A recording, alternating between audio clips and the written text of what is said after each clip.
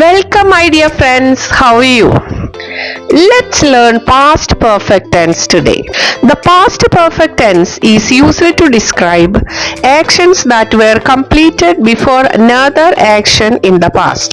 അതായത് മുൻകാലത്തു നടന്ന രണ്ട് പ്രവർത്തനങ്ങളിൽ ആദ്യം പൂർത്തിയായ പ്രവർത്തനത്തെ സൂചിപ്പിക്കാൻ നമുക്ക് പാസ്റ്റ് പെർഫെക്റ്റ് ടെൻസ് ഉപയോഗിക്കാവുന്നതാണ്. The past perfect tense is used in the if clause of a third conditional sentence which describes a hypothetical situation in the past that did not happen. Third conditional sentence ന്റെ if clauseൽ മുൻപ് നടന്നിട്ടില്ലാത്ത സംഭവത്തെ സൂചിപ്പിക്കുവാനായി past perfect tense ഉപയോഗിക്കാവുന്നതാണ്. First of all, let's get familiar with the structure of past perfect tense. Subject plus had plus past participle form of the verb. ഇങ്ങനെയാണ് past perfect ടെൻസിന്റെ structure വരുന്നത്. അവർ dead line മുൻപ് project പൂർത്തിയാക്കിയിട്ടുണ്ടായിരുന്നു. They had completed the project before the deadline. ഈ വാചകത്തിൽ had completed എന്നതാണ് past perfect ടെൻസിലുള്ള verb form. had എന്നത് auxiliary verb ആണ്. completed എന്നത് മെയിൻ വെർബ് ആണ്. ഇത് പാസ്റ്റ് പാർട്ടിസിപ്പിൾ ഫോം അതായത് V3 ഫോമിലാണ്. കംപ്ലീറ്റ് എന്ന വെർബിന്റെ V2 ഫോമും V3 ഫോമും completed എന്നു തന്നെയാണ്. Here the past perfect tense, that is had completed, is used to show that this action was finished before a certain time in the past, that is the deadline. ഇവിടെ past perfect tense അതായത് had completed എന്നത് ഉപയോഗിച്ചിരിക്കുന്നത് ഈ പ്രവർത്തനം ഒരു പ്രത്യേക സമയത്തിന് മുൻപ് അതായത് ഡെഡ് ലൈന് മുൻപ് പൂർത്തിയാക്കിയിട്ടുണ്ടായിരുന്നു എന്ന് സൂചിപ്പിക്കുവാനാണ്. ഇവിടെ ബിഫോർ ദ ഡെഡ് ലൈൻ എന്നതൊരു ടൈം റെഫറൻസ് ആണ്. It indicates when the action, that is completing the project, happened. അവൾ അവളുടെ homework പൂർത്തിയാക്കിയിട്ടുണ്ടായിരുന്നു. She had finished her homework.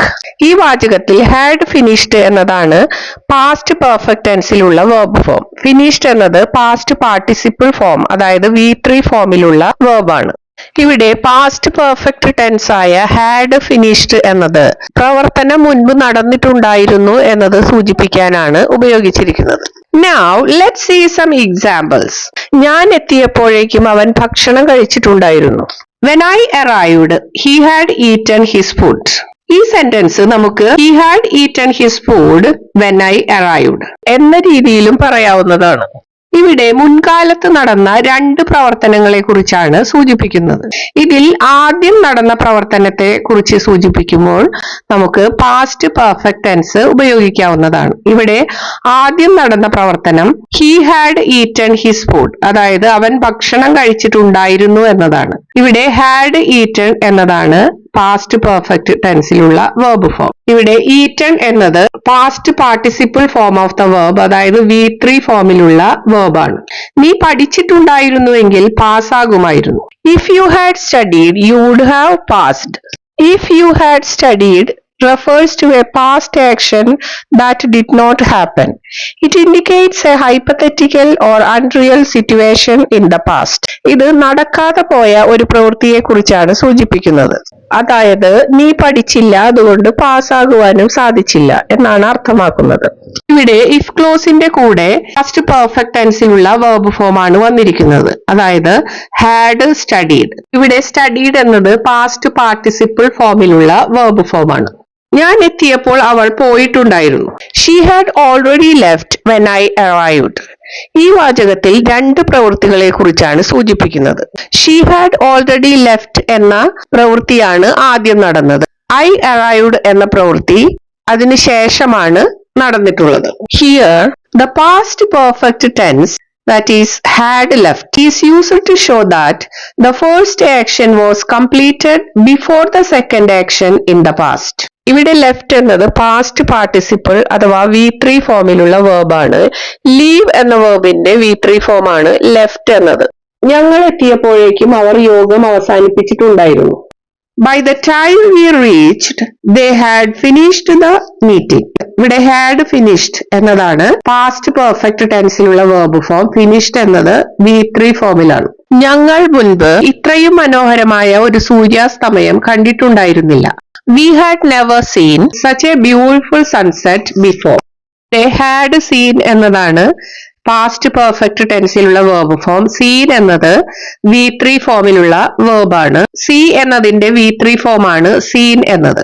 ഇവിടെ ഹാഡ് എന്ന ഓക്സിലറി വേർബിന്റെയും സീൻ എന്ന മെയിൻ വേർബിന്റെയും ഇടയിൽ നെവർ ചേർത്തിരിക്കുന്നു. ഇല്ല എന്നുള്ള അർത്ഥം വരുത്താനാണ്, അല്ലെങ്കിൽ നെഗറ്റീവ് മീനിങ് കൊടുക്കുവാനാണ് നെവർ എന്ന വേർഡ് ഇവിടെ ഉപയോഗിച്ചിരിക്കുന്നത്.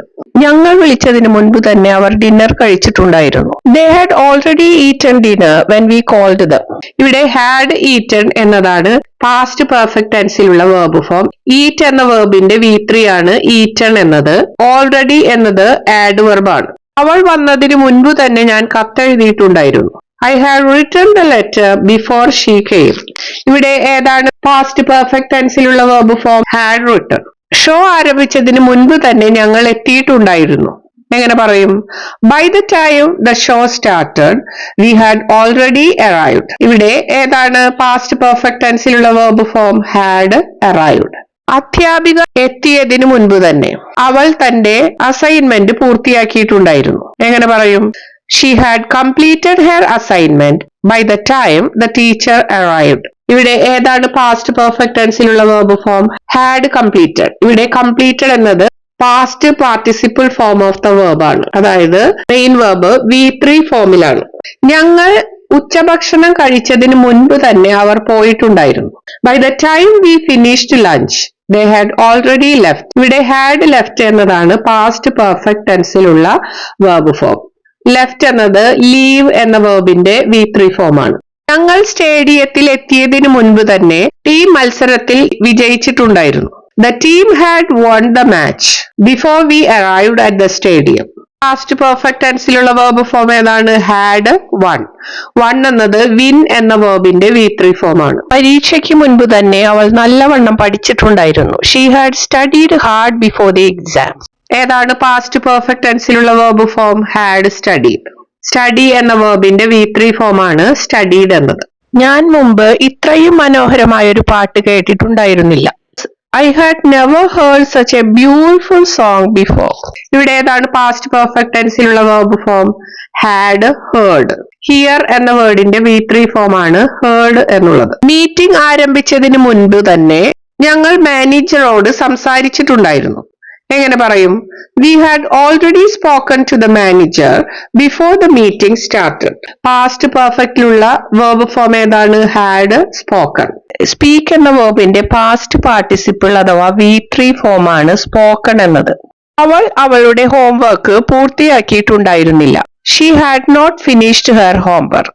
ഇവിടെ പാസ്റ്റ് പെർഫെക്റ്റ് ടെൻസിലുള്ള വേർബ് ഫോം ഏതാണ്? had finished. ഇവിടെ ഇല്ല എന്നുള്ള അർത്ഥം, അതായത് നെഗറ്റീവ് മീനിങ് വരുവാൻ വേണ്ടിയാണ് നോട്ട് എന്ന വേർഡ് had എന്ന ഓക്സിലറി വേർബിന്റെയും ഫിനിഷ്ഡ് എന്ന മെയിൻ വേർബിന്റെയും ഇടയിൽ ചേർത്തിരിക്കുന്നത്. അവൾ homework പൂർത്തിയാക്കിയിട്ടുണ്ടായിരുന്നോ? had she finished her homework? No. ഇത് ചോദ്യ രൂപത്തിലുള്ള സെന്റൻസ് ആണ്. അതുകൊണ്ട് ഓക്സിലറി വേർബിന് ശേഷമാണ് സബ്ജക്റ്റ് വന്നിരിക്കുന്നത്. അതിനുശേഷം മെയിൻ വേർബ്. had finished എന്നതാണ് പാസ്റ്റ് പെർഫെക്റ്റ് ടെൻസിലുള്ള verb form. My dear friends, that's all for today's class. In this session, we explored the past perfect tense, its structure and how it is used to describe actions completed before another action in the past. We also looked at examples to understand its practical applications clearly. Thank you for watching, and I hope this lesson was helpful. Keep practicing and see you in the next session. If you like my classes, please subscribe, share and press the bell icon to receive notifications for more classes. Thank you so much for joining me. Have a great day.